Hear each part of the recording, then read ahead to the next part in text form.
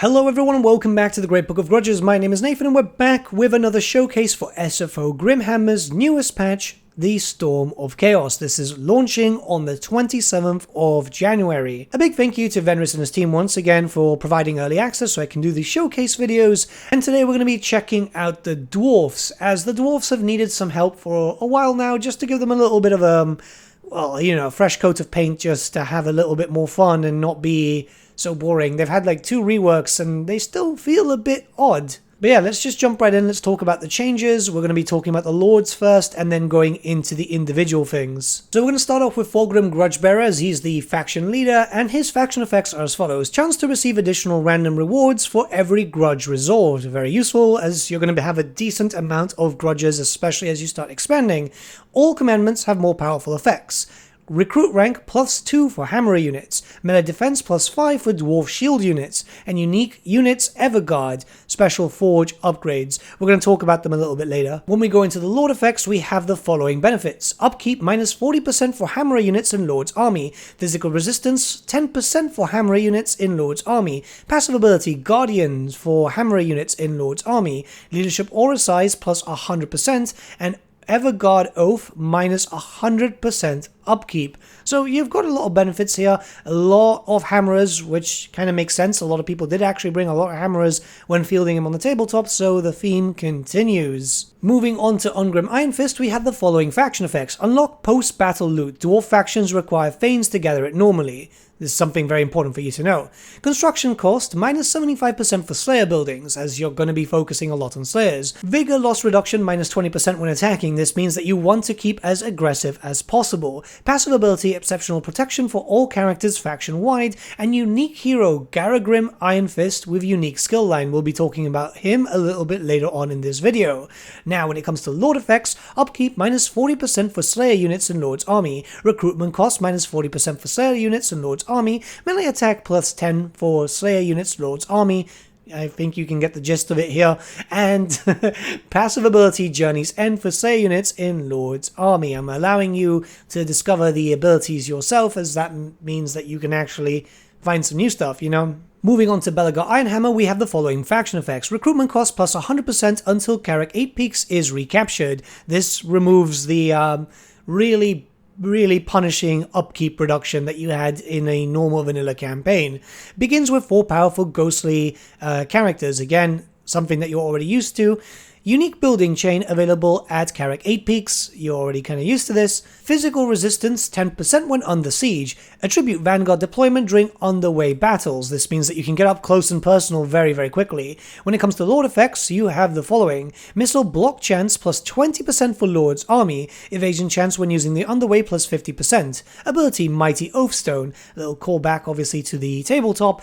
Leadership +10 when fighting against greenskins, ogres, and Skaven in Lord's army. Venris really hates those ogres, doesn't he?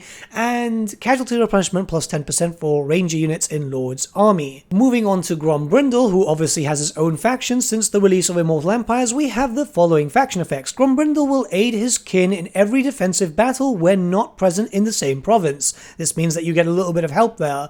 Evasion chance when using the underway +50%. Diplomatic relations -100 with Dark Elves, High Elves, and Wood Elves. Yep, you do not like the Elves whatsoever. Weapon strength +100% when fighting against Elves, all characters faction-wide. Call upon the power of the Ancestor Gods, additional effects from recruitment buildings, and when we start moving on to the Lord effects, we have melee defense +10 for Dwarf Engineers, Quarrelers, and Iron Drake units in Lord's army. Growth +30 when in own local province, reinforcement range +100% for Lord's army, and leadership +10 for your army in a enemy territory. You want to be as aggressive as possible with him, and it kind of makes sense, doesn't it? You're out there for vengeance. And now we're going to move on to Thoric Ironbrow. It's kind of weird to think that dwarves have 5 legendary lords, doesn't it? They still need a few more, I'd say. Anyways, for the faction effects we have the following. Thoric seeks powerful artifacts from all around the world. This is already something that you're used to. Oath gold from buildings +100%. Oath Gold cost for crafting runes is minus 50%. Hero recruit rank plus 5 for runesmiths. Upkeep minus 40% for runesmith heroes. And when we start looking towards the lord effects, minus 5 corruption for local province. Armor plus 10 for Lord's Army, armor piercing weapon damage plus 3 for Lord's Army, and reload time reduction plus 15% for, well, I think that's actually minus to make it faster. Either way, for bolt throwers, grudge throwers, and quarreler units, Lord's Army. So yeah, you're going to be shooting a lot. When it comes to Bellicar, it's actually quite important that you take Karak 8 peaks, as the benefits there are quite good. Plus 250% experience gain for your characters is absolutely wonderful. Obviously the extra growth for faction wide is very, very good too. And the melee and missile weapon damage plus 50% for the ghosts, just to make the ghosts a little bit better. I mean, they're already good as it stands, but a little bit of a bonus, especially as you start getting into late game, because it's going to take a while for you to take Karak 8 peaks. You can speedrun it, I think, by turn 16 or something, sometimes even faster depending on the player, but keep in mind that SFO is a little bit harder than vanilla play. The grudge meter effects have been changed up a little bit, so you can see that you get a lot more bonuses now. It's actually a lot better for you to be at a lower severity. However, if you're going to the higher severity, you still get a lot of slayers and some charge bonuses and so on, so you're still getting a lot of benefits from that, though mind you there's a lot of negatives. It very much depends on how much you can keep your grudges down, which shouldn't be too much of an issue as long as you're taking out the factions that are causing you trouble. Mind you, that can kind of snowball in later game when loads of factions start declaring war on you. Anyways, when we start looking onto construction, there are a bunch of new buildings, because the dwarfs are, well, you know, they build underground, so it makes sense for them to have a lot of different types of buildings so their Karaks can, well, have everything that they might need and not go into the outside world. I absolutely love this system, as, yeah, you can actually tailor your Karaks to be very, very different. It's kind of cool. It makes more sense, especially for a proper empire of dwarfs, which, yes, you know, they did build up for a while. Most of it is gone and long gone, really. They're trying to build up again, and it makes sense that you should be able to do so. I kind of like this system. I've been enjoying my dwarf campaign. There's also some shrines which are dedicated to your gods, and this is going to provide some very powerful bonuses. Keep in mind that they do get more expensive. As you build one, the next one will be more expensive, and so on and so forth. But you'll be able to get some faction-wide bonuses, some in your provinces too. It's definitely a good system, and you won't have too much of an issue building these up as long as you're not spending all your cash willy-nilly. But really, with the dwarfs, you shouldn't have too much of a problem. Your tech tree is massive. Let's be very honest, this has been a thing since vanilla, which has been kind of overwhelming for some players, but it does make sense for the dwarves. Now, a lot of them have just been kind of redone in terms of the effects, just to have a little bit more variety and something that's a bit more beneficial. I think that works out quite well, because, yeah, a lot of this dwarf stuff in the vanilla tree is just very samey. But yeah, it's a good system. Overall, it's not really going to change too much. Just go through it and just find the ones that are the best for you. Now, there is another massive line of tech trees, and that is centered around runes, where you'll be able to get some powerful bonuses for your troops over certain periods of time. It might look confusing, but don't you worry, it's actually fairly simple to learn, and you'll get the gist of it as you start playing through your campaign without too much of a problem. At the beginning, I was a bit like, "Woo, this is a bit much," but no, it's okay. It is going to make you have to farm up a lot of oath gold and so on, but you won't really have too much of an issue as long as you keep getting into battle. Speaking of oath gold, the forge itself has had a bunch of changes, mostly just readjusting the cost of stuff and the abilities and the bonuses.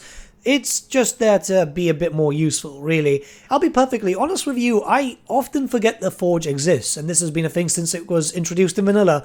I don't know, maybe something more needs to be done in a vanilla format.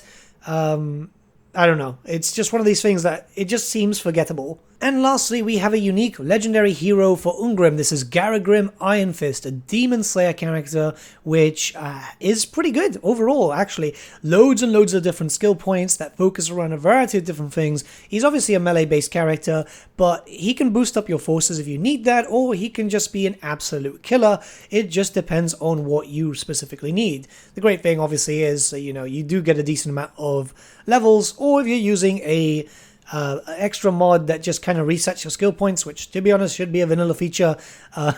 You'll be sorted there. But yeah, pretty good all around. When we start looking towards new units being added in with the mod, we have Dragon Slayers. These are specific to only Ungrim, and yeah, it just basically is Slayers with a great weapon, so they'll be able to do a decent amount of damage. They're melee experts. You'll notice that they've got high spell resistance, but that's actually a thing for all the dwarfs, where their spell resistance has been boosted up quite heavily. And yeah, it just gives you another reason to go full Slayer, because you'll have different types of Slayer units, which, if you didn't know on the tabletop, basically how it worked is Slayers would be a single unit, and then they could switch the armaments that they had on the fly, basically, any new round of combat. But obviously that doesn't work in Total War, so you need different types of units. Now for the Everguard, these are specific to only Thorgrim. You've got two versions here. You've got the hammerer version, so, you know, big hammers and stuff like that. And then you have the standard one-handed hammer, but also with a shield. They're really, really powerful. It's going to give you a little bit of a PTSD from the end times, obviously, but yeah, no, this is cool because it adds in a little bit more to the High King of the Dwarfs. You know, he's supposed to have some very, very strong followers behind him who are going to be able to protect him. They also look pretty damn cool too. It's actually something that I might paint my hammerers and my iron breakers, because it is a pretty good paint scheme. Yeah, I know, I should be talking more about Total War, but you guys know how I am. Ancestral Shield Bearers are an interesting unit because they're going to be kind of like your aspiring champions. As you can see, it's a low entity unit, but they're ethereal and they're very capable of doing some damage. They're very, very good at being upfront and personal if needed. Absolutely love the idea of using more ancestors. It isn't that common in lore, let's be very, very honest, but you know, like Belegar, for example, you know, he can call upon them, and he isn't the only dwarf that can. It's just that Belegar is the most famous for doing so. So I don't mind the idea of this. I think it's okay, honestly. And if we move on, we've got a new type of Thunderer unit. These are the Grudge Rakers, so Thunderers with shotguns.